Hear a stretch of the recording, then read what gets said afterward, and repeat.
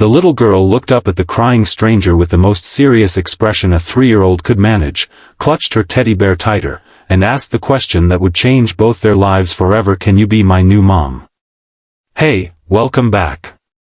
If you're new here, you've just found the place where real human moments get the attention they deserve. I'm so glad you stopped by the kindness chapters. Hit that subscribe button and stick around, because this one is going to stay with you long after it ends. Now let's get back to where it all began. Emma Calloway had not wanted to come tonight. She'd told her best friend Diane that a Christmas blind date is the worst idea in the history of terrible ideas, that she was perfectly fine spending December 23rd alone with leftovers and a holiday movie, and that no, she absolutely did not need Diane's help finding love. Diane had ignored every single word of that and booked the reservation anyway. So here Emma sat, in her green silk dress that she'd bought for a different occasion and never worn, in a warmly lit restaurant draped in garland and fairy lights, surrounded by couples leaning close over candlelight, waiting for a man named David who was now 45 minutes late. She was 28 years old, recently passed over for a promotion she'd spent 2 years earning, and 3 months out of a relationship that had ended with the words asterisk, "I just don't see a future here." Asterisk. She had come tonight because Diane had begged, and because some small stubborn part of her still believed in the possibility of something good. That part of her was losing the argument fast. She checked her phone. No message. No call.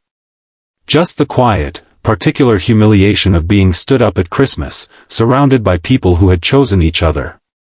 She poured herself a glass of water and told herself she would give it 5 more minutes. She made it 3 before the tears came. She wasn't sobbing. Emma wasn't built for dramatic crying in public. It was the quiet kind, the kind where your eyes simply fill and you look away and hope no one notices. She was staring at the fireplace, blinking hard, when she felt a small hand land gently on the white tablecloth beside her plate. She looked down. A little girl, no more than 3, stood at the edge of her table. Blonde pigtails.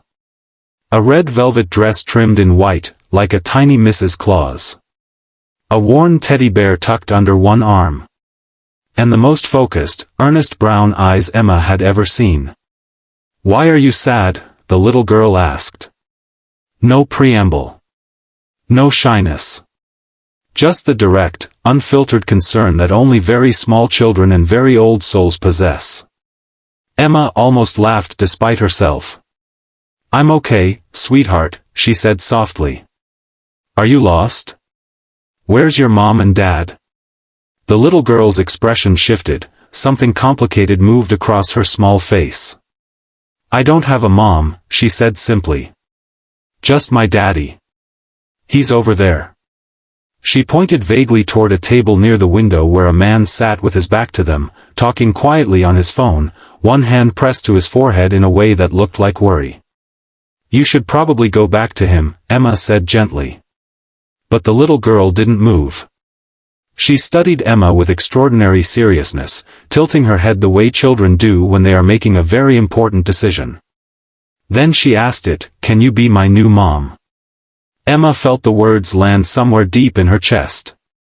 She didn't know whether to cry harder or smile. She did both. "Oh, honey," she whispered. "What's your name?" "Lily," the little girl said, as though this were obvious. "And I asked Santa. He said I had to find her myself." If you're enjoying this story, take a moment to like the video and subscribe to the Kindness Chapters. We're here every week with stories that remind you what people are truly made of. Emma was still searching for the right words when she heard a voice behind her. "Lily, Lily, I am so sorry." The man was already crossing the room, phone now gone, expression caught somewhere between exhausted and mortified. He was tall, dark-haired, with tired eyes and the look of someone managing more than one crisis at a time. He stopped when Lily pointed triumphantly at Emma. "Daddy, I found her." The man stared. Emma stared back. And then, because the universe apparently had a sense of humor, his phone buzzed and he glanced at it automatically, and then went very still. "I'm so sorry about Lily," he said, voice quieter now. "She does this. Since her mother passed last year, she's just been looking." He exhaled. "I'm Daniel. And I think I just got a message telling me my blind date canceled on me." Emma blinked. "David," she said. He looked confused. Then slowly, the confusion cleared. "Diane set you up too, didn't she?" She pressed her lips together. "Your name isn't David. It's Daniel. And Diane has apparently been telling different people different names." He looked equal parts appalled and amused. "She told me I was meeting someone named Emily."